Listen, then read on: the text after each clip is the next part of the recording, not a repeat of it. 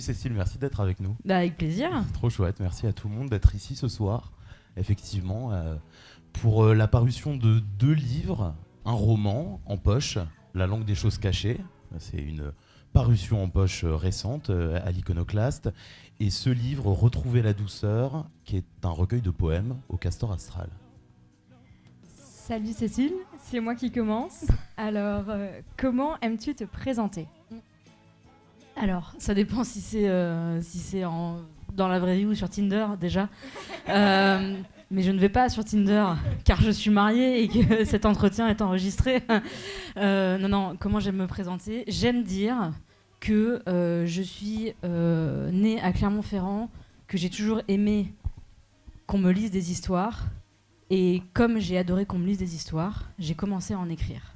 Et c'est devenu, par un faisceau de chance et de bonnes rencontres, mon métier, que je continue à exercer avec un grand plaisir. Voilà. Trop chouette, merci. Alors, on continue sur les livres. Et quel livre tu aimerais redécouvrir pour la première fois ? Quel livre j'aimerais redécouvrir ? Il y en a beaucoup. Il y en a énormément. Je pense en très très bonne personne qui avait 11 ans quand le premier Harry Potter a paru en français et en poche. Je crois que redécouvrir le premier tome d'Harry Potter à sa sortie serait une expérience assez incroyable. Parce que je me souviens très bien de cette expérience, mais pour faire un peu moins de pub à J.K. Rowling, je pense que... non mais il faut... il y a quelque chose de très générationnel dans le fait que je crois que tous les gens nés entre 85 et 95 qui ont eu accès à Harry Potter avant les films, ça a été une déflagration de lecture. Voilà. Donc je suis obligée de citer le premier tome. Sinon, je pense que j'aimerais redécouvrir ça de Stephen King pour la première fois. J'aimerais évidemment redécouvrir pour la première fois Alexis de Marguerite Yourcenar. Et en même temps, si je suis tout à fait honnête, à chaque fois que je le relis, j'ai l'impression de trouver quelque chose de nouveau. Bon voilà, ce serait ça mon trio de tête. Et quel est le livre que tu n'as jamais lu et qui pourtant a beaucoup compté pour toi ? Celui dont j'ai dit à tout le monde que je l'avais lu et qui m'a ouvert des portes, bah c'est Proust. Hein. Il y a eu quand même, je pense, 5 ou 6 ans de ma vie. J'étais beaucoup plus jeune que maintenant et je disais, et aucun problème pour le dire, hein, mais bien sûr, la recherche. Mais quel génie littéraire, vraiment, qu'est-ce qu'on a fait de mieux hein, et j'avais rien lu. Donc j'ai commencé à lire La Recherche, et le fait est que c'est quand même du génie. Mais j'en suis au premier tome. Les phrases sont très très longues, mais pendant des années, j'ai fait croire que j'avais lu La Recherche, et j'ai fait croire que je l'avais lu en entier. Et ça passait, crème. Parce que les autres l'avaient pas lu non plus. Parce que les autres étaient là, ouais. Mais ça a été ça. Pendant longtemps, ça a été ces livres-là. Alors, ton œuvre, on va en parler ce soir, les 2 facettes, poésie et roman. Et en même temps, en lisant ce roman, je me suis dit que ça se rapprochait parfois de la prose poétique, notamment le prologue. Est-ce qu'il y a un processus d'écriture différent quand tu écris un poème et quand tu écris un roman ? C'est un processus, et c'est un processus temporel très différent, dans le sens où quand j'écris un roman, je prévois de l'écrire. Je me dis, voilà, pendant 2-3 mois, de telle date à telle date, je fais en sorte d'avoir du temps pour écrire. Je fais en sorte d'avoir un certain nombre d'heures dans la journée pendant lesquelles je me consacre à l'écriture. Donc il y a une préparation à l'écriture d'un roman. Pour les poèmes, c'est différent parce qu'il est question d'une forme de spontanéité de l'âme. C'est-à-dire que je me dis pas, tiens, dans 2 heures, je vais écrire un poème. Je me dis, là, il y a quelque chose, il y a une émotion, il y a une phrase, il y a un moment, il y a une conversation qui fait que j'ai envie d'écrire un poème. Donc, je crois que la nuance, elle est évidemment dans la forme, mais elle est surtout dans les conditions d'écriture qui sont très spontanées pour le poème et qui sont très préparées pour le roman. Dans La langue des choses cachées, donc ton roman est Retrouver la douceur.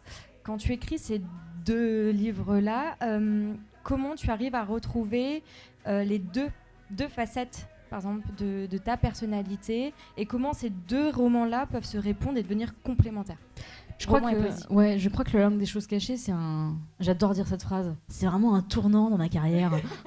Quel enfer, quel enfer, comme Proust, absolument. Sauf que là, je l'ai lu.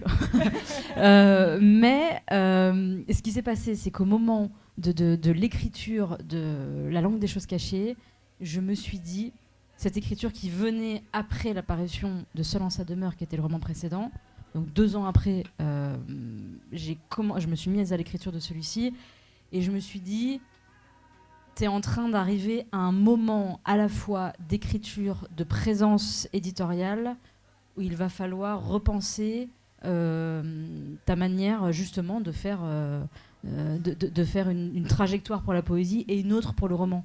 Jusque-là, pour moi, j'étais toujours partie du principe, mais parce que c'est bêtement éditorial, qu'il y avait le roman d'un côté, la poésie de l'autre, et que ces deux-là ne se croisaient pas, ni dans l'écriture, ni dans l'édition. C'était 2 maisons différentes, que la poésie appartient à un milieu très français, très à la fois un peu anarchiste et en même temps un peu rétrograde, alors que le roman est en perpétuelle recherche de créativité, de nouvelles langues, de nouvelles façons de raconter toujours la même histoire en réalité. Et tout d'un coup, pour bien des raisons, je me suis dit, mais qu'est-ce qui se passe si moi, dans mon écriture, j'essaye, pour une fois, que ces 2 façons d'écrire ne soient pas en parallèle, mais se croisent? Qu'est-ce que ça donne? Et ça a donné La langue des choses cachées. Mais pendant toute l'écriture de ce texte, qui est sans doute le texte le plus court que j'ai écrit jusqu'ici, pendant toute l'écriture du texte, je me suis quand même dit, est-ce que ce texte va être accepté par ma maison d'édition? Est-ce que le fait que le langage, ou en tout cas le langage choisi pour l'écriture, est-ce que je vais être suivie dans cette histoire, quoi? Et du coup, c'est quoi les retours par rapport à ça? Parce que des critiques, on en a lu, et il y a vraiment, ce qui peut ressortir de ça, c'est justement la justesse de la langue. Et donc, quelles leçons t'en tires après cette parution, et surtout après plus d'1 an après la sortie? Je pense que les leçons que j'en tire, c'est qu'il faut d'une part suivre son instinct. Quand on pense que c'est le moment de faire, d'essayer quelque chose, il faut le faire. D'autre part, je crois que il ne faut jamais, et ça je le savais avant, on me l'a beaucoup répété, mais c'est toujours bien de le confirmer, il ne faut jamais prendre ses lecteurs et ses lectrices pour des idiots. Dans le sens où on n'a pas besoin d'un langage qui soit absolument premier degré, explicatif et redondant. Mais c'est vrai que quand j'ai commencé à écrire le texte, je me suis dit, je vais enlever les dates, je vais enlever les lieux, je vais enlever le moment, je vais enlever les noms. En fait, je vais enlever tout ce qui fait le début d'un roman, habituellement. Est-ce que ça va perdre des lecteurs et des lectrices? Est-ce que les gens vont s'y retrouver? Et le fait est que oui. Donc, il ne faut jamais prendre le lecteur et la lectrice pour des idiots. Même s'ils le sont parfois, voilà. Comme nous tous, ça nous arrive dans la vie d'être complètement teubés. Mais de manière générale, il ne faut pas prendre les gens pour des idiots. Et je pense que la 3e leçon, ça a été de dire que l'espace de l'écriture, que ce soit poétique, romanesque, du témoignage, de l'essai, est un espace qui est voué toujours à être retravaillé, réinterrogé, décortiqué aussi, et qu'il ne faut jamais avoir peur de dire oui. Moi, j'ai appris à l'école pendant des années et des années qu'un roman, il y avait une situation initiale, un élément perturbateur, plusieurs étapes pour revenir à une situation finale. On a le droit de retravailler ça, on a le droit d'en faire un peu ce qu'on veut. Et que je pense que l'espace de l'écriture est un espace qui est à la fois très rigoureux, et une fois qu'on a passé cette rigueur-là, c'est aussi l'espace de tous les droits, parce qu'il n'y a pas d'image. Voilà. Tu parlais de la réception de tes livres en disant qu'il ne faut pas prendre les lecteurs pour des idiots. Est-ce que tu écris pour être lu, et est-ce que tu t'es parfois senti trahi par la réception de certains de tes livres? Écoutez, Augustin. Non, c'est Bunel. C'est vraiment moi, dégueulasse. Trapenard. François. Écoutez, François. Je n'aime pas dire du mal des gens. Non, c'est une excellente question. Attends, c'est quoi le début de la question? Est-ce que tu écris pour être lu? Oui, alors absolument. Non, alors pour être tout à fait exact, je publie pour être lu. Si je ne veux pas être lu, ou si j'écris pour moi, je ne publie pas. Et je crois qu'il y a une grande différence à faire entre le fait d'écrire des livres et de publier des livres. On peut tout à fait écrire des livres pour soi, pour nos proches. Quand on choisit d'envoyer à des éditeurs, on le fait pour être lu.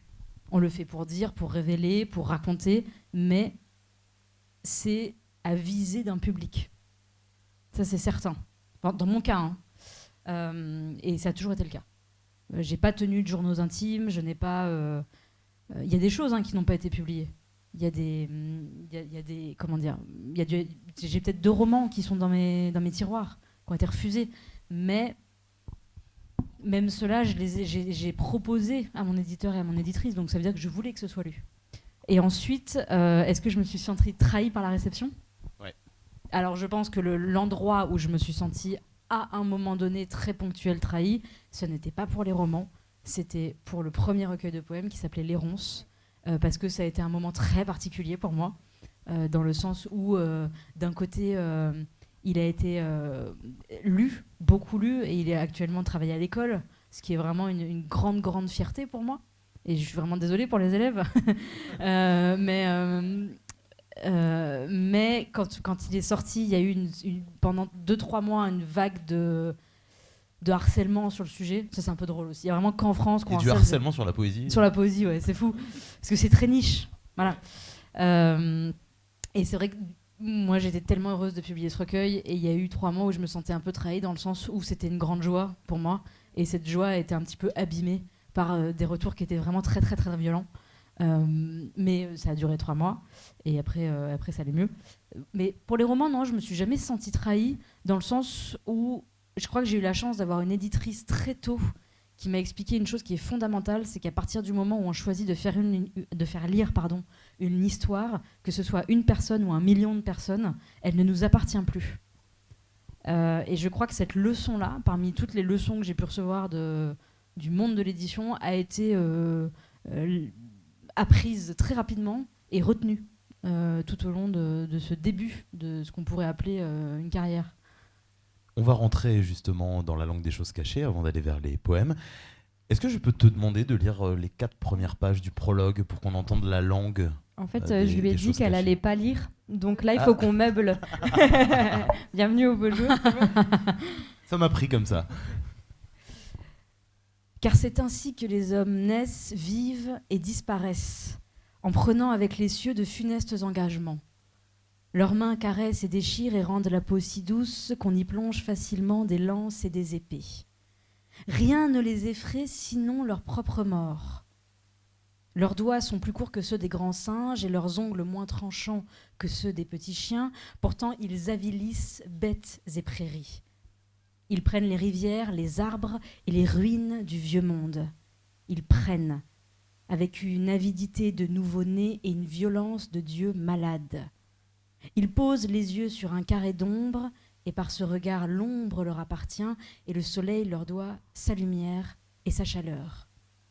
Ils se nourrissent des légendes qui font la terre ronde et trouée, le ciel bleu et fauve. Ils construisent des villes géantes pour des vies minuscules, et la haine de cette petitesse les pousse à toutes les grandeurs. En amour, ils ne comprennent rien aux secousses du cœur et du sexe. Ils tentent de les apaiser, mais leurs forces sont fragiles et leur corps mal préparé aux tempêtes des sentiments. Ils ont trouvé un langage pour tout dire. Avec ce trésor, ils s'épuisent à convaincre qu'ils sont les chefs, les puissants, les vainqueurs.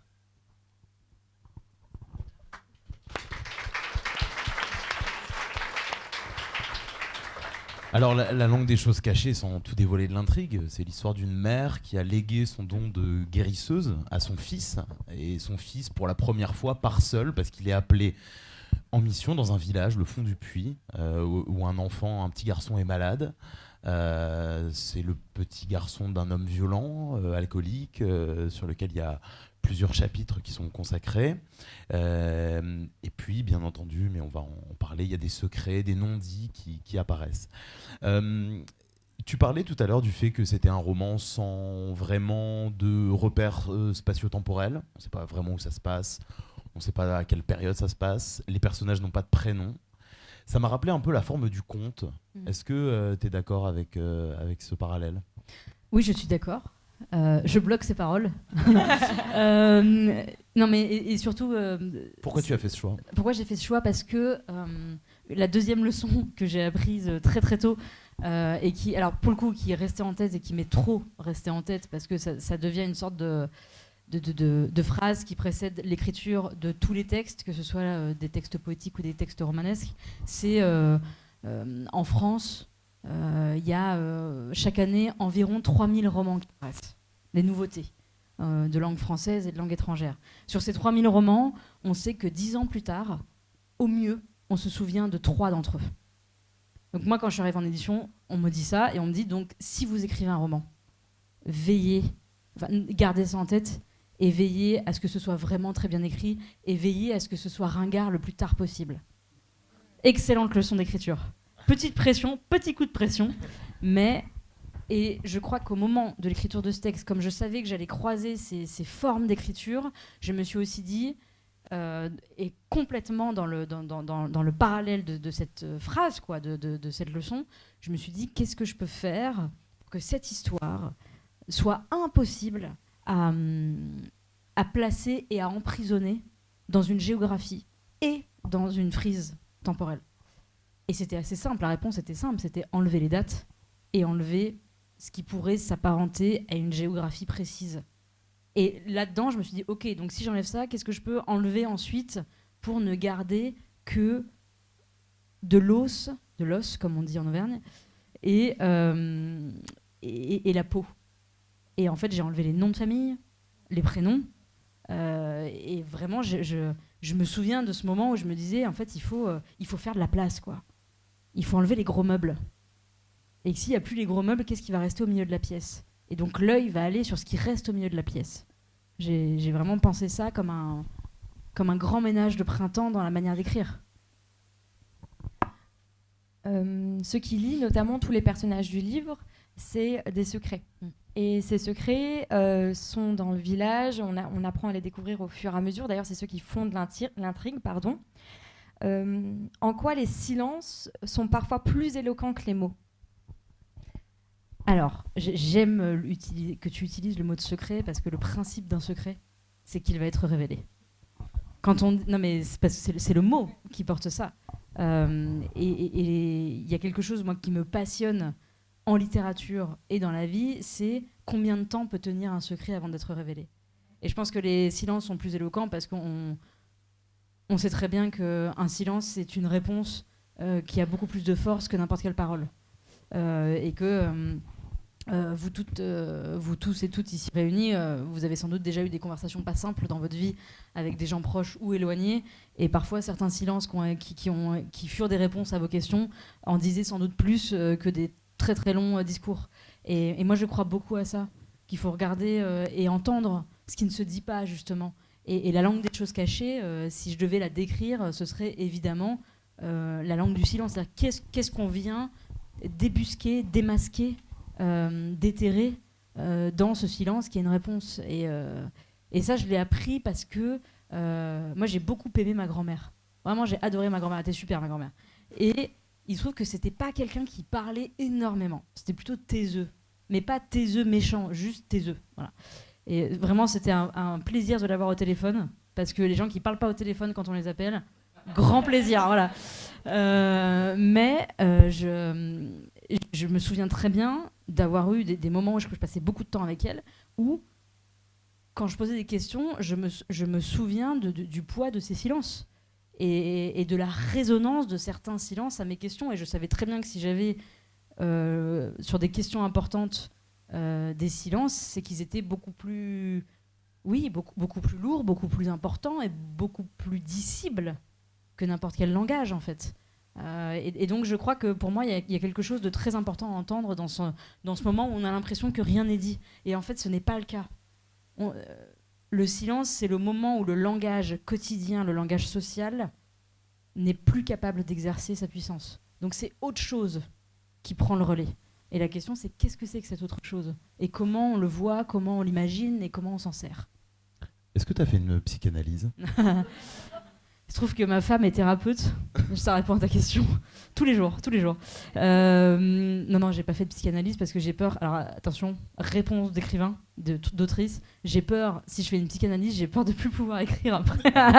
D'aller bien, quoi. Voilà, je me suis dit, si je vais bien, mince, je vais arrêter d'écrire des romans. C'est quand même dommage. Non, donc j'ai pas fait de psychanalyse. En revanche, je suis allée voir un nombre incalculable de rebouteux, de rebouteuses, de médiums, de sorciers, de sorcières. Ah, j'adore ça. Alors moi, qu'on me tire le tarot, ça j'aime. Parce que ça coûte moins cher, il y a plus d'images.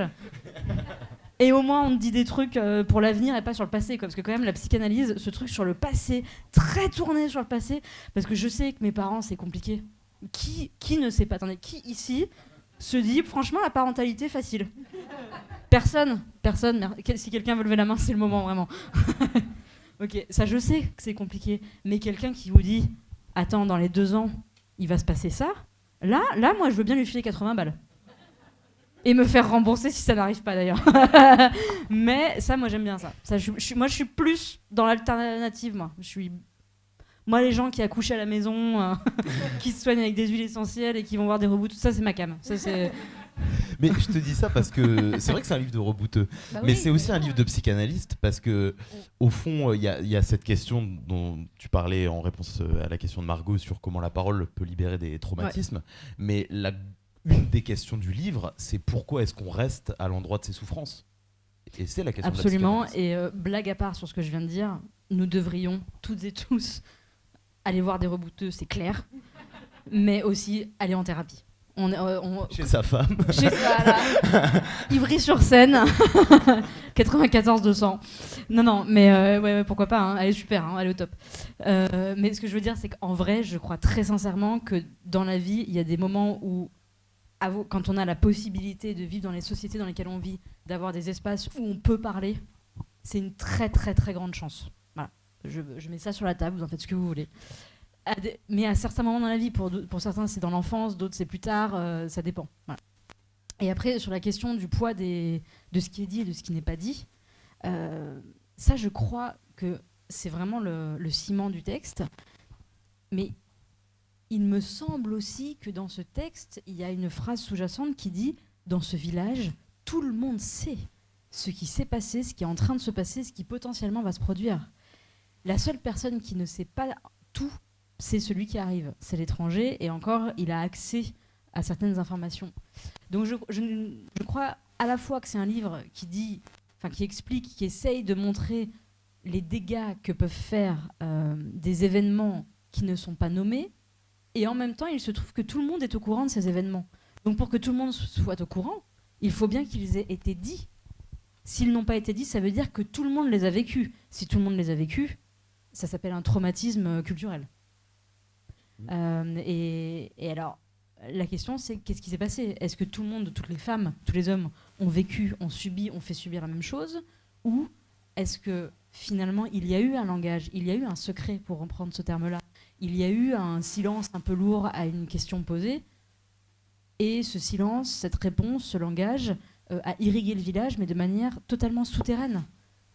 C'est intéressant ce que tu dis. Merci. J'écoutais hier vraiment merci, parce que ça fait un petit moment qu'on est là. une émission sur les victimes de Bétarame. Oui. Ah bah ouais, c'est un peu le sujet. Et justement, l'une des victimes, la fille de François Bayrou, qui disait justement, en fait, c'est parce que tout le monde savait que tout le monde s'est tu. Absolument. C'est parce que tout le monde a vu faire que le silence s'est installé. Mais alors, dans ce cas-là, comme dans bien des cas, je crois que le fait qu'une majorité de personnes, jeunes ou moins jeunes, aient eu accès et vu et entendu, ça crée une normalité. Encore une fois, la normalité crée le silence. Depuis MeToo et même avant, par exemple, moi j'ai entendu toute ma vie, mais vraiment toute ma vie, des femmes, et vraiment des femmes, de ma famille ou de mes amis, dire « mais elle était habillée comment ?» Voilà, mais c'est l'exemple absolu, parce qu'il est tout à fait normalisé que si on montre quelque chose, il y a plus de chances de se faire agresser. C'est normalisé. Donc c'est tout à fait normal qu'on considère qu'une situation qui ne l'est pas le devienne. Je ne sais pas si c'est très clair ce que je raconte, mais c'est simplement que dans l'affaire Bétarame, comme dans d'autres affaires, comme des situations très quotidiennes, à partir du moment où la majorité entend, voit et conçoit, ça devient une situation normale. Si elle est normale, pourquoi la dénoncer puisqu'elle est normale? Et la personne qui la dénonce sera quelqu'un qui va sortir de la communauté, qui prend le risque d'être mise de côté. qui prend le risque d'être traité, que ce soit un homme ou une femme, de fou, d'hystérique. Grand mot, l'hystérie. Faut arrêter avec ce mot d'ailleurs, hystérie. Stop. Parce que, voilà. Folle si vous voulez, mais vraiment pas hystérique, c'est pas dingue. Ça vient d'utérus. Voilà, c'est pour ça. Et on aime beaucoup nos utérus. Enfin voilà, ils ont rien fait de mal. Enfin à un moment donné, ils sont plutôt sympas. Donc ils sont hyper bien tapissés. Donc laissez-les tranquilles. Ce que je veux dire, c'est que pour revenir, franchement, je suis contente d'être à Thionville, moi. On a des bonnes discussions où on est seul à parler. Mais ce que je veux dire, c'est que à partir du moment où une situation est répétée sur plusieurs personnes, ça devient une norme. Et pour dénoncer une norme, il faut des décennies. Voilà. Et dans combien de familles, d'entreprises, de lieux, dans combien de communautés, quelle que soit l'échelle, on vous dit 10, 15, 20, 30 ans après, mais telle personne, telle personne a fait ceci pendant des années, mais bon, c'était un peu normal parce qu'il ou elle était comme ça. Mais c'est terrible à quel point ce schéma se répète. On trouve un autre grand thème principal, d'ailleurs dans la langue des choses cachées et dans Retrouver la douceur, c'est celui de la transmission, notamment dans le poème S'il te plaît. Je vais vous lire les 4 premières lignes. S'il te plaît, n'écoute pas tes parents quand ils te disent qu'ils s'inquiètent pour ton avenir. En réalité, ils s'inquiètent pour l'idée qu'ils se font de ton avenir. Et on trouve beaucoup en fait, de liens autour de la transmission, donc de la mère vers le fils, la transmission des secrets dans les familles, presque parfois des conseils de vie, notamment dans les poèmes, des leçons que tu as pu tirer. Pourquoi ce sujet ? Pourquoi t'intéresse-t-il autant et maintenant ? Je pense que c'est un sujet qui m'intéresse parce que il contient et enferme et renferme l'avenir de bien des générations. Et que la question de la transmission, j'ai toujours eu la sensation, que ce soit dans ma famille ou dans la famille de mes amis, ou ce que je considère aujourd'hui comme ma famille à venir, qu'en voulant protéger les plus jeunes de ce qui fut difficile et dur, finalement on crée des secrets terribles qui, lorsqu'ils sont révélés, deviennent des poids. Alors en plus, il se trouve qu'ayant beaucoup lu, appris sur ce qu'on appelle les traumatismes transgénérationnels, alors ça, tout un poème, le traumatisme transgénérationnel, il s'est passé un truc il y a 150 ans ou il y a 50 ans, et ça tombe sur qui ? Sur le plus fragile de la famille, 50 ans ou 100 ans plus tard. Ça, c'est incroyable. Non mais c'est vraiment, c'est d'une cruauté et d'une logique absolument implacable. Mais c'est implacable. Et je vous le dis parce que vraiment, je ne fais pas de pub pour ma compagne, hein, pas du tout. 06 07. Vous pouvez la contacter et c'est pas surtaxé le numéro. 80 balles. Voilà. Non, c'est juste qu'il se trouve qu'il y a un sujet qui m'intéresse et c'est que la plupart de ces patients et patientes, comme la plupart des patients et patientes des gens qui font son métier, découvrent qu'il y a eu dans leur famille, pas forcément chez les parents, les frères et sœurs, mais les grands-parents, les grands-oncles, grands-tantes, arrière-grands-parents, des choses abominables. Et ces personnes-là qui sont assez jeunes, ou un peu moins, le découvrent, mais des décennies plus tard. Et en le découvrant, ça crée des prises de conscience sur ce qui se passe dans leur vie au moment où elles en parlent. Ce qui est quand même à la fois fabuleux et terrible. Donc je ne sais plus quelle était la question du tout. Pourquoi le sujet de la transmission ? Et la question de la transmission, c'est qu'est-ce qu'on choisit d'omettre, de transmettre, de mettre sous le tapis, et existe-t-il une forme de transmission qui serait parfaite ? Et je ne crois pas. Je crois que tout tient à la manière et au choix qu'on fait et quelle est la forme aussi. Est-ce que raconter des histoires à l'oral, c'est une chose ? Laisser des textes, c'en est une autre. Passer par la fiction, c'est pas passer par le témoignage. Donc je suis très... Comment dire ? Je m'interroge beaucoup sur cette question, notamment parce que cette fameuse grand-mère que j'ai beaucoup aimée, que j'aime beaucoup toujours, hein, quand elle est décédée, il s'est passé en moi une sorte de comment dire, de schisme, enfin d'élastique qui s'est cassé entre le milieu dont elle faisait partie et ce qu'elle avait pu m'apprendre et le milieu auquel j'appartiens maintenant est ce qu'il a à m'apprendre. Et je me suis dit, mon Dieu, mais si elle n'est plus là, moi je vais totalement dévisser. Je vais perdre le socle un peu terre à terre, bon sens, Corrèze. Voilà. Tulle. Voilà. Qu'est-ce qu'on fait quand Tulle n'est plus là, voilà. Et ça a été une vraie question. Je me suis dit, qu'est-ce que je dois garder de ce que j'ai appris avec elle ? Et peut-être que la transmission, elle est tout à fait complète quand la personne à qui on transmet choisit ce qu'il y a à garder et à rejeter. Peut-être que ça se fait à deux et que c'est pas simplement une décision personnelle d'adulte vers un enfant. Mais ça peut être aussi l'enfant, et ça se produit dans la langue des choses cachées, qui décide de désobéir. Tout à fait. J'en dis pas plus. Est-ce que tu as dû désobéir ? Je pense que oui. Ça s'est fait, alors pas de crise d'adolescence de mon côté. Ok. Pas du tout. L'enfant modèle. Vraiment, moi je travaillais bien à l'école et vraiment je respectais beaucoup l'espace familial, donc j'ai pas fait de crise d'adolescence. En revanche, je pense que ça s'est fait dans le choix de carrière, enfin en tout cas de milieu de travail. Je viens d'un endroit on va dire provincial, avec toute la noblesse que ça signifie, où mes parents étant eux-mêmes issus de milieux très modestes et semi-modestes, où le travail dans une boîte était la valeur cardinale pour l'avenir de leurs 3 enfants. Donc dire, en fait, moi, il est hors de question que toute ma vie je sois salariée, c'est passé là-dedans. C'est passé à l'endroit professionnel pour moi, la désobéissance, mais pas à l'endroit familial. Mais alors, professionnellement parlant, c'était un poème. Voilà. Eh ben, on arrive au poème. Très belle transition. N'est-ce pas ? On va parler de retrouver la douceur, mais déjà la poésie, tu en publies sur tes réseaux sociaux, notamment Instagram. On peut en lire régulièrement. Pourquoi ? Est-ce que c'est un espace de diffusion qui t'intéresse ? Est-ce que pourquoi est-ce que tu publies de la poésie sur les réseaux ? Je publie de la poésie sur les réseaux, sur Instagram. Avant, je la publiais sur Facebook. J'ai commencé sur Facebook pour une raison très simple. C'est parce qu'à l'époque où j'ai commencé à mettre des poèmes sur Facebook, personne ne voulait publier ma poésie. Mon éditrice de l'époque qui publiait des romans. Sauf Mark Zuckerberg. Voilà. Merci à lui, on l'embrasse s'il ne regarde pas. Il se trouve que j'ai publié des romans et j'ai donné un premier recueil de poèmes à mon éditrice de l'époque qui m'a dit, d'une part, je ne le publierai pas, et même si je le publiais, ça ne se vendrait pas. Donc, ce qui met un petit frein. Donc, je me suis dit, ok, dans ce cas-là, il faut que je la propose gratuitement. Le seul endroit où ça peut être proposé gratuitement et recevoir de la lecture directe, c'est les réseaux sociaux.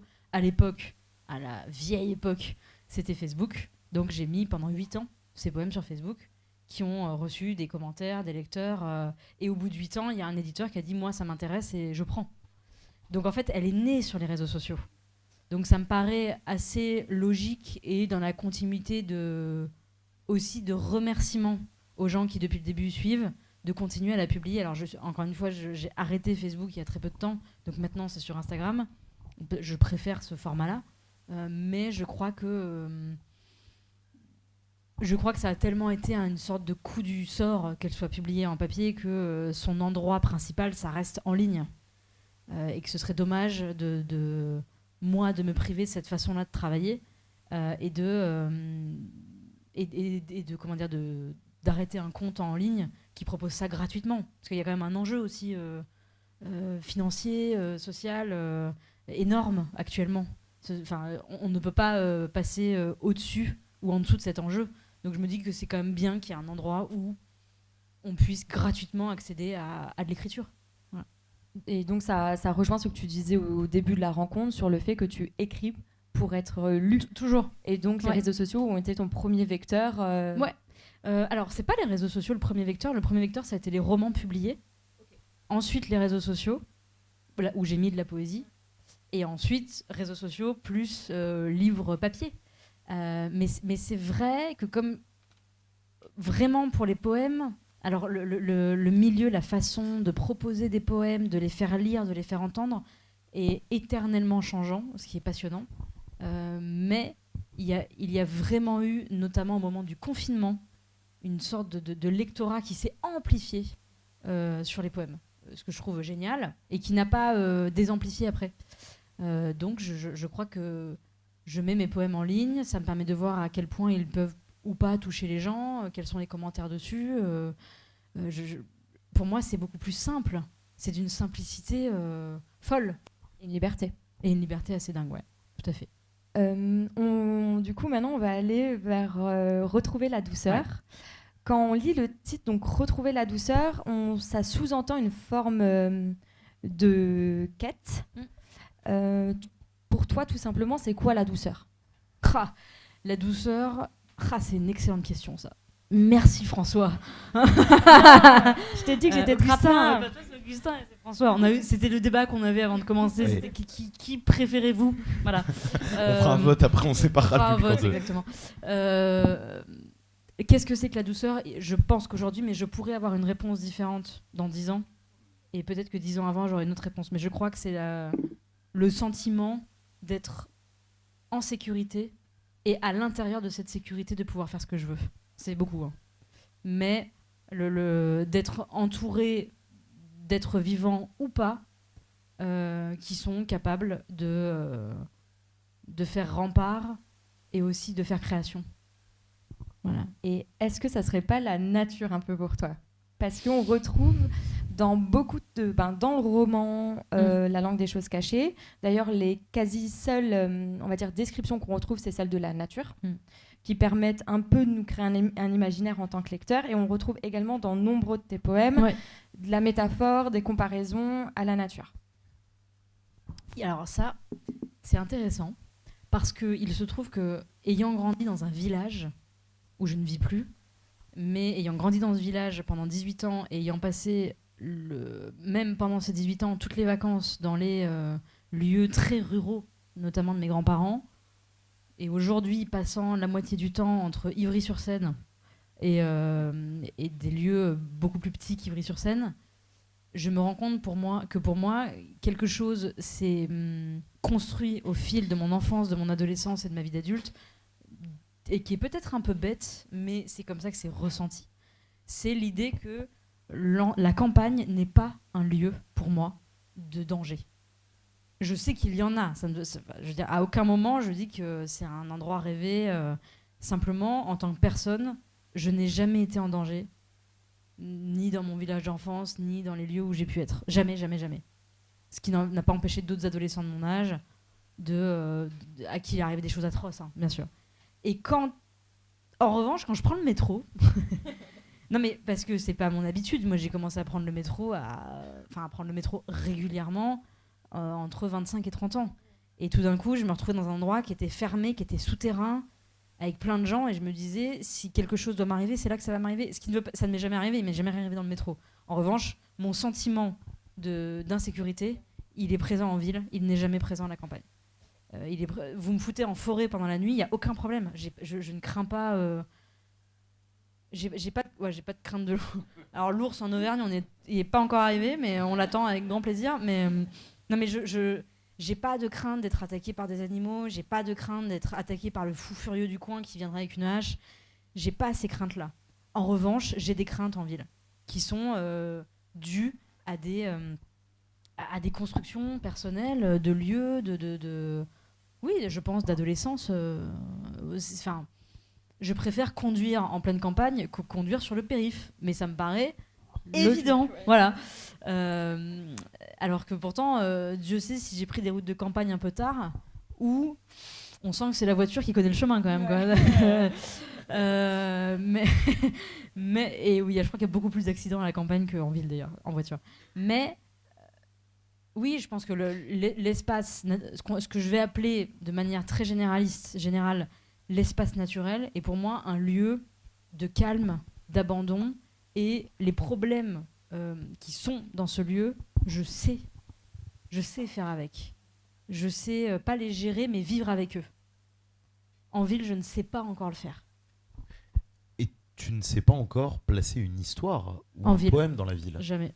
Enfin, peut-être qu'il y a quelques poèmes, mais sur des villes moyennes. Voilà.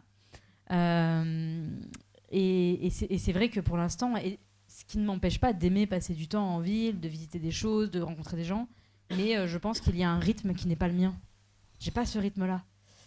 Donc je ne sais pas encore intégrer mon écriture ou intégrer la ville à mon écriture. C'est trop... la grande ville. Hein. Je maintiens encore une fois que je ne considère pas que Clermont-Ferrand est une grande ville pour moi. Enfin, j'ai vécu à Clermont-Ferrand la moitié du temps. Mais pour moi, c'est un très gros village, Clermont-Ferrand. Voilà. Mais c'est vrai que les grandes villes, pour moi, ont quelque chose de tellement énorme et passionnant, mais aussi assez écrasant, qui est un peu encore maintenant difficile à intégrer. Cet écrasement, cette lourdeur. Est-ce que je peux te demander de lire un poème? Oui, absolument. J'aime bien celui-ci, mais tu peux en choisir un autre si tu veux, c'est ton recueil. Donc le poème que tu as choisi s'appelle J'aime. J'aime les yeux que j'ai aimés et qui regardent d'autres yeux. Alors je pense à ces autres yeux qui découvrent doucement la pudeur passionnée et la manière dont naissent les grands moments devant un feu de cœur ou bien de cheminée. J'aime les lieux que j'ai aimés et que d'autres aiment à présent. Alors je pense à ces autres dans ces lieux adorés. Je pense à leur façon de construire, de peindre, de traverser. Je crois au passage du temps plus qu'au passage des gens, mais je remercie les gens de prendre soin des lieux où s'est arrêté le temps. J'aime les morts et les vivants et les endroits où parfois ils osent se rassembler pour se raconter des choses qu'on ne peut pas raconter, pour se donner des plaisirs que l'on ne peut pas acheter. Je n'aime pas les morts plus que les vivants, mais j'aime les vivants qui se savent moins grands que les vivants du passé. Je voudrais faire des églises qui porteraient un autre nom. Je voudrais faire des poèmes qui soient presque des chansons. J'aime penser à toi et vivre avec toi et manquer de toi parce que ma solitude a rencontré la tienne et que nous savons qu'elles doivent être entretenues plutôt qu'être comblées. J'aime que les choses soient difficiles mais pas compliquées, qu'il y ait dans la nuit les drapeaux déchirés et dans le jour des sanglots inespérés. J'aime cette vie-là comme jamais je ne l'ai aimée avant et j'aimerais l'aimer ainsi plus souvent. Merci.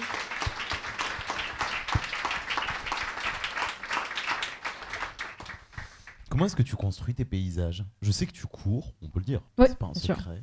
Comment est-ce que tu construis tes paysages? Comment la course d'ailleurs, la course à pied? T'es arrivé à Thionville, t'es parti marcher. Comment est-ce que ça construit ton écriture? Alors, je crois qu'il y a deux blocs importants dans la construction de mes paysages. La première, c'est la façon dont je traverse ces paysages, qui est par la marche ou par la course. Et je crois que la marche ou la course, de la même manière, intègre le corps au corps du pays, pour reprendre une expression de Marie-Hélène Lafont. C'est-à-dire que je trouve ça plus intéressant de cheminer pendant 7 km au bord de la Moselle plutôt que de passer en train pendant 30 secondes. Et si je pouvais y vivre un mois ou deux, ce serait encore mieux. Mais il y a quelque chose dans le corps pendant l'effort à l'intérieur du paysage qui me paraît assez fondamental dans l'écriture. Et ensuite, il y a ce mélange que je fais en moi à travers les années de tous les paysages qui m'ont marqué. Il y a évidemment les paysages d'enfance qui sont les volcans d'Auvergne, qui sont toujours bien là, hein, bien endormis, mais très beaux, sur lesquels je cours et je marche très souvent. Il y a mes grands-parents des deux côtés de la famille sont dans des milieux très très campagnards. D'un côté, il y a la Drôme, entre Montélimar et Valence. Donc, et ça a donné lieu à un texte qui s'appelle 3 saisons d'orage, qui se passait dans le massif des Trois Becs, qui est devenu le massif des Trois Gueules dans le livre. Mais c'est un petit village de 120 habitants dans les falaises de la Drôme, et c'est au pied du Vercors. Ça a été incroyable toute l'enfance de passer des volcans au Vercors. Enfin, c'était fou. Et il y a les paysages de ma grand-mère dans l'Yonne. Alors là, c'est très plat. C'est des champs à perte de vue qui sont percés par des bosquets. Et on se dit, mais l'horizon n'est fait que de culture. Il n'y a pas de collines, il n'y a pas de vastes forêts. Et je me souviens, enfant et adolescente, d'avoir traversé ces villages et ces champs. Et je savais que Paris n'était pas très loin, à 2 heures. Et en même temps, à perte de vue, c'était des champs, quoi. Et depuis 5 ans, je découvre les paysages de la Picardie et du nord de la France, parce que j'y passe beaucoup de temps. Et ça a été une autre... comment dire ?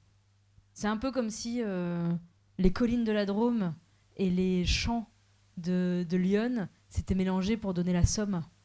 Ça a été assez émouvant pour moi, parce que vraiment, quand je suis arrivée en Picardie, je me suis dit... Enfin, vraiment, tout le monde me disait, non mais la Picardie, compliqué, quoi. Et moi, je trouve ça très beau. Je trouve ça très très beau. Alors, non pas que j'ai une passion pour la betterave et le colza, mais je trouve que ces routes qui vont vers la mer et qui sont percées par de très belles collines, des belles forêts, de vieux villages très ruraux, encore très agricoles, j'aime y passer du temps, mais parce que je pense que ça me rappelle simplement la Corrèze de ma grand-mère. Hein. Je pense que alors là, on fait un bond dans le passé. Mais c'est vrai qu'il se trouve que ce qui m'a marqué d'un point de vue paysager, ça a été ces quatre endroits que je mélange et qui donnent en permanence des poèmes et des romans. Si on prend La langue des choses cachées, on ne sait pas trop si ça se passe en Provence ou dans la Somme ou en Auvergne. On ne sait pas. Et je suis contente qu'on ne sache pas parce que je pense que d'une certaine manière, les manières de parler, les manières de travailler la terre, les manières d'être en lien ou pas avec les grandes villes sont très différentes selon si on se trouve en Auvergne, en Provence ou en Picardie. Mais ce qui lie ces lieux, c'est le sentiment d'être très éloigné des endroits où se décident les choses. Et ça m'a beaucoup marqué. Et je crois qu'il y a un vrai fossé entre ce qu'est un paysage et ce qu'est une décision importante. Voilà. Il y a autre chose dans ton livre sur Retrouver la douceur qui revient, c'est ton âge. Tu parles de la trentaine. Comme moi, il me reste quelques années. Merci de le préciser. Ma question est la suivante. Est-ce que les années nous apportent la douceur ? Oh là là là là, excellente question. Vous avez vraiment... Et franchement, je suis contente d'être venue parce que la bière est bonne, le lieu est super. Vous avez l'air très contente d'être là, à Paris a priori. Et en plus, les questions sont bien, quoi. Enfin, non mais c'est vrai, ça change, ça change. Alors, est-ce que la douceur vient avec des années ? Il y a des personnes ici, je ne nommerai personne, mais je sais qu'il y a des gens qui sont un tout petit peu plus âgés que moi. Et qui sont sans doute plus à même de répondre à cette question. Ce que je peux dire, c'est qu'entre mon adolescence et maintenant, j'ai 34 ans, il y a eu des moments de très très grands chambardements, de très très grandes violences intérieures qui se traduisaient par aussi des grands chambardements et des très grandes violences extérieures. Je crois que on m'a beaucoup dit, beaucoup, il se passe quelque chose à 30 ans. Et je n'y croyais pas. Je disais, ouais, on se calme sur la trentaine. Or, moi, ce qui s'est passé à 30 ans, c'est que j'ai perdu ma grand-mère, qui était la personne la plus importante dans ma vie. Ça a été un gros chambardement, sans que ce soit fauché dans la jeunesse de l'âge. Elle avait 93 ans, elle n'a pas été fauchée du tout. Hein. Mais ça allait dans un ordre naturel. Voilà, c'est ça que je voulais dire. Et il y a eu des prises de décision sur où est-ce que je vais vivre, est-ce que je vais avoir des enfants ? Quand même, ça se pose la question. Si j'en ai, avec qui je vais les avoir ? Si j'en ai pas, avec qui j'ai pas envie de les avoir aussi, quand même. Voilà, c'est quand même hyper important parce qu'on se pose beaucoup la question d'avec qui je vais faire des gosses.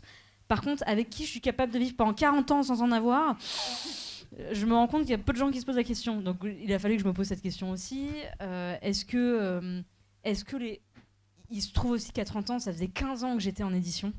Puisque j'ai commencé à 15. La vache. C'est ça, ouais. Et je me suis un peu dit ça. Je me suis dit, ça fait 15 ans que je suis là. Je commence un peu à faire partie des meubles, plus que de la photo quand même dans cette histoire. Et je me suis dit, bon, est-ce que je vais continuer à faire ça pendant 15 ans parce que ouais, ça faisait... J'avais un sentiment très très fort de... Il est temps de prendre certaines décisions pour ma vie privée, professionnelle et émotionnelle. Et en prenant ces décisions, oui, il y a une certaine douceur qui s'est installée, parce que la douceur, donc pour répondre à ta question d'il y a une demi-heure, c'est sans doute de laisser partir ce qui doit partir. Merci. Et d'arrêter de tenir des cendres chaudes dans sa main en pensant que ça va faire du feu. Voilà.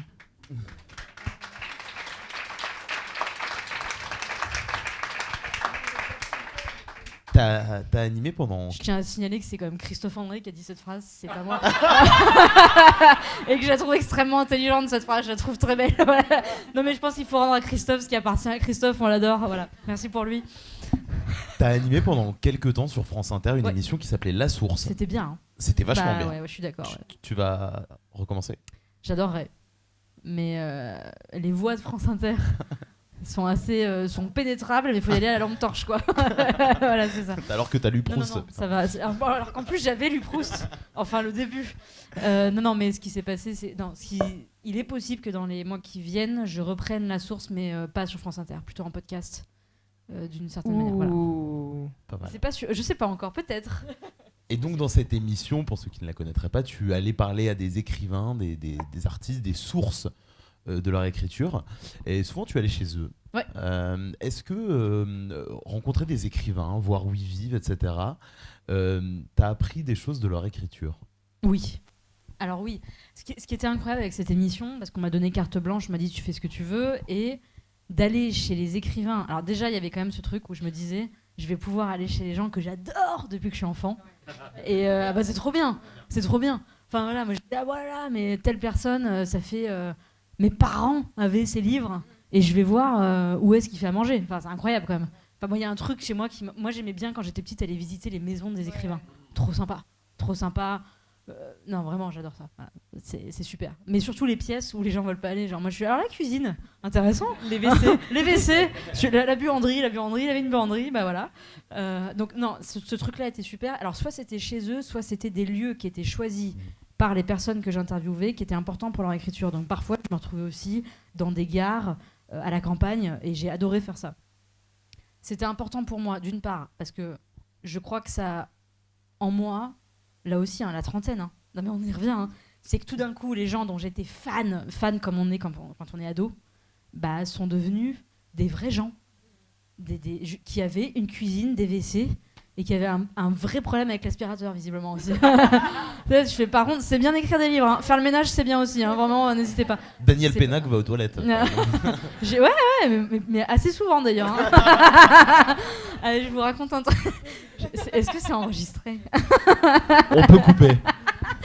Je vous raconte une anecdote parce que vraiment Daniel Pénac, c'est sur la Ça fait pas au hasard. Non, pas sur les WC de Daniel Pénac, ils sont super par ailleurs ces WC, c'est très propre, très propre. Mais le premier mois, on m'avait dit à France Inter, il faut vraiment avoir des personnalités fortes. Et donc les premiers mois, il y a eu Daniel Pénac, Marie-Hélène Lafont, Laurent Godet et Catherine Meurice. Voilà. Catherine Meurice, vraiment, je la porte dans mon cœur, cette femme. Lisez ses bandes dessinées, c'est incroyable ce qu'elle fait. Et elle est drôle en plus. Et on va chez Daniel Pénac. Et pour aller chez Daniel Pénac, c'était donc dans le Vercors, sur le plateau du Vercors. Et ma mère, qui n'est jamais la dernière pour la bamboche, me dit... et en fait, chez mes parents, Daniel Pénac, c'était un peu un dieu sur Terre, depuis qu'on est petit, ce qui est normal. Et elle me dit, ah bah attends, ce qu'on fait. T'allais lui dire à quel moment tu fais partie de la production. Elle me dit, ce qu'on fait, c'est qu'on part en voiture, toutes les deux, comme ça. Comme tu dois faire l'aller-retour dans la journée, ce qui faisait quand même 8 heures de bagnole, bah au retour, c'est moi qui conduis, c'est moins fatigant. Très sympa. Je lui dis, ok, tu viens avec moi. Et nous voilà partis chez Daniel Pénac. Il était au courant que ma mère venait. Comme c'est un homme vraiment charmant, il nous avait préparé à manger. On est arrivé, il avait cueilli des champignons pour nous faire des pâtes aux champignons. Il y avait une bouteille de rouge. Franchement, c'était super. Super. Donc on discute, on est à table, tac, tac, tac, c'est trop bien. Et il y a un moment donné, quand même, le temps passe et moi je suis là. Déjà la bouteille a beaucoup descendu. Et je me dis, moi je suis là pour faire une interview. On n'y est pas encore, là. Faut se dépêcher. La nuit tombe. Faut vraiment. Et donc Daniel Pénac. Je lui dis, voilà, faut qu'on fasse cette interview, en fait, vraiment. Et il dit, allons-y, on va dans la cabane qui a été construite par sa femme dans le jardin, qui est l'endroit où il a écrit ses livres pendant très longtemps. Et donc, nous voilà, on pose nos serviettes, nos fourchettes pour aller dans cette cabane. Et ma mère se lève pour débarrasser la table. Et elle dit à Daniel Pénac, mais allez travailler, vous deux.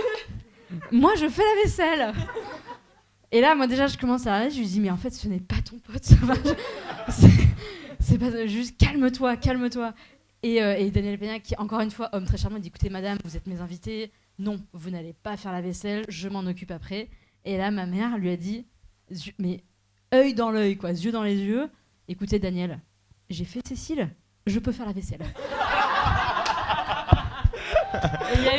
Il y a eu ce moment où moi, je l'ai regardé comme ça. Et après, je lui ai dit, plus jamais je viens travailler avec moi, plus jamais. C'est très drôle. C'est super, Daniel Pénac. Voilà. Ça a beaucoup fait marrer, cette histoire.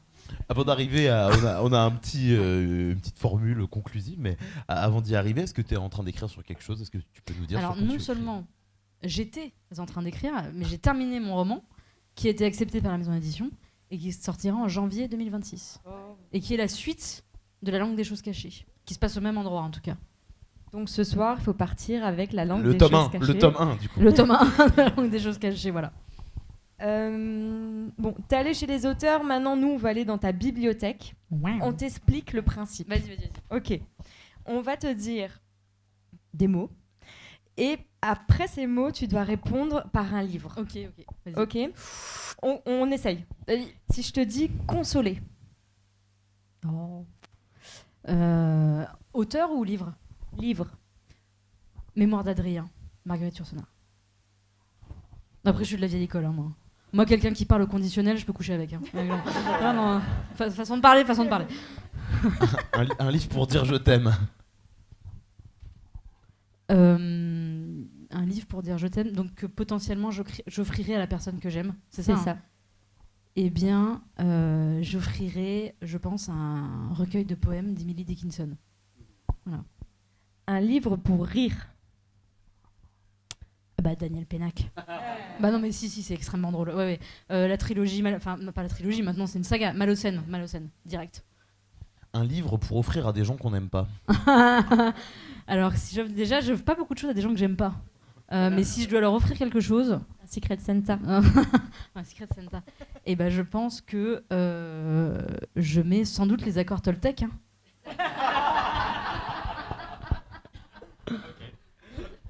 Un livre pour lire sur la plage. Un livre pour lire sur la plage. Est-ce qu'il y a un petit côté méprisant de ça se lit sur la plage, donc c'est facile à lire? Du tout. D'accord, on est en gros Non, un non, bon non. livre Au contraire. à bouquiner pendant les vacances. C'est ça, le livre que tu as réservé pour tes vacances. Ok, que et t'as la le trilogie, alors deux, je peux en dire deux ou pas? Non, un seul, ok. Ouais, ok. Vas-y, deux. Vas-y. Ça, ce marchandage, quoi. Je dirais soit la trilogie écossaise de, et là je viens, Peter May, incroyable, parce que comme c'est pour les vacances, il faut que ça soit bien long, quoi. Et si on a déjà lu la trilogie écossaise, la trilogie de Daniel Crouch qui s'appelle Wayward Pines, qui a été publiée en poche et en grand format, celui qui fait que les trucs américains là. Gallmeister, merci. Heureusement que t'es là, Pascal. Gallmeister, Wayward Pines. La trilogie, elle est aussi bien que celle de la trilogie écossaise. C'est incroyable. Moi, ça m'a fait mes vacances il y a 2 ans. Donc, n'hésitez pas. Un livre à relire à l'infini. Alors, il y en a le plus évident, mais je sens que ça va créer un froid. Donc, je vais pas le nommer. Vas-y. La Bible, parce qu'il y a plein d'histoires dedans. Enfin, non. Vas-y. Non, mais tout le monde fait n'importe quoi dans ce bouquin. Enfin, franchement, la Bible, c'était là, tu fais putain, les mecs qui croient en ça, faut.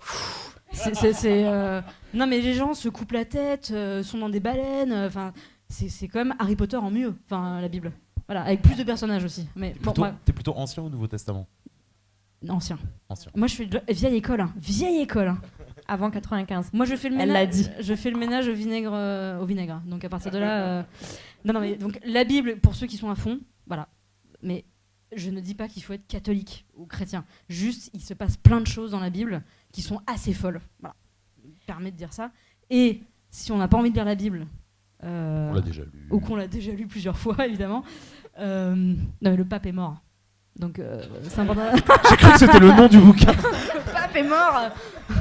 C'est un livre de Bernard Minier, c'est vachement bien. Pardon. Et sinon, attends, c'était quoi? C'était un livre à relire. À relire à l'infini. À relire à l'infini. On n'a pas le droit de dire 2 fois le même bouquin. Les Mémoires d'Adrien, L'œuvre noire de Marguerite Yourcenar. Ouais. L'œuvre noire, voilà. Et pour finir, un livre à transmettre.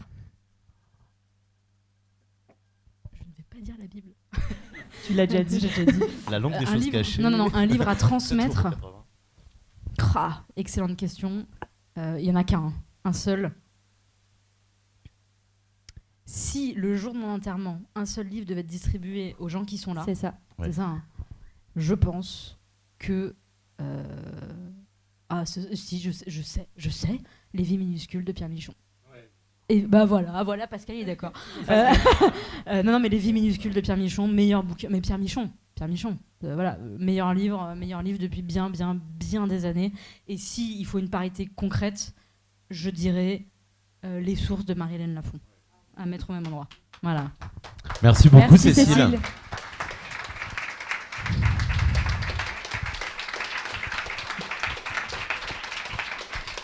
Merci. Vous pouvez retrouver tout de suite La langue des choses cachées qui est encaissée directement chez Jérémy. Et retrouver la douceur aussi, qui sont dans nos bibliothèques. Et Cécile est là pour vous laisser un petit mot dedans en plus. Et maintenant, on boit des coups, on mange, on écoute de la musique, on passe une bonne soirée. C'est super. Merci beaucoup pour Ciao vos tout le monde, écoutes. bonne Merci soirée. beaucoup.